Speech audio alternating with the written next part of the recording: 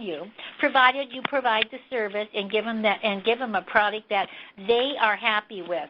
So now what we'd like to do is talk about next week. Next week we're going to have the secret of success. See the people. So if you have customers, how do you get new customers? How do you find them? Where are they hiding? Are they in a haystack somewhere? Where are they? And some people say, well, gee, I'm not making any money. So what I can think about that is the reason you're not making any money is, number one, you're not going out to see the people. You don't talk about what you do. And those are the things that are very important to this business. So I think really these subjects, I mean, we are so lucky to have products that perform.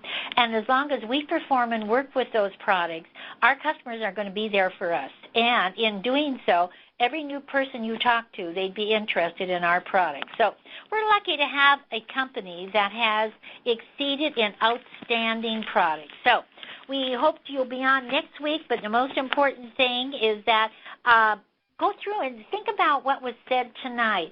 How do you go back through and find your people? Just call them.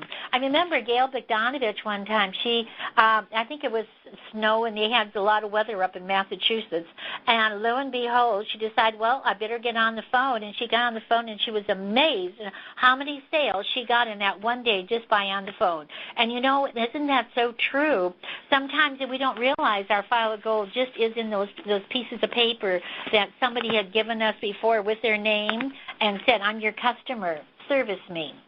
So now, tonight, you remember I said Jerry Souls was our first one in for registration for the conference? Well, are you ready for this?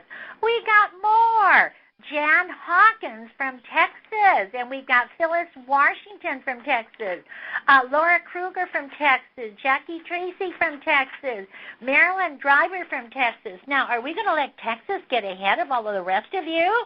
Let's get those registrations in so that we know how many we're going to have so we can plan.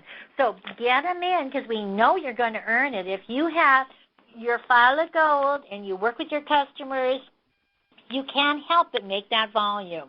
And by talking, you know, Nancy and I, when we go out and hold meetings many times, we kind of go around the room and ask people how they came into the business.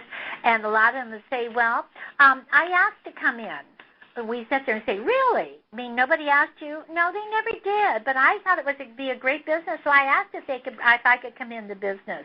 Now, it's so true. We don't ask because we're afraid of that little two-letter word, which is no. But you'd be amazed how many people come into business because they see the product and they say, hey, I could do this.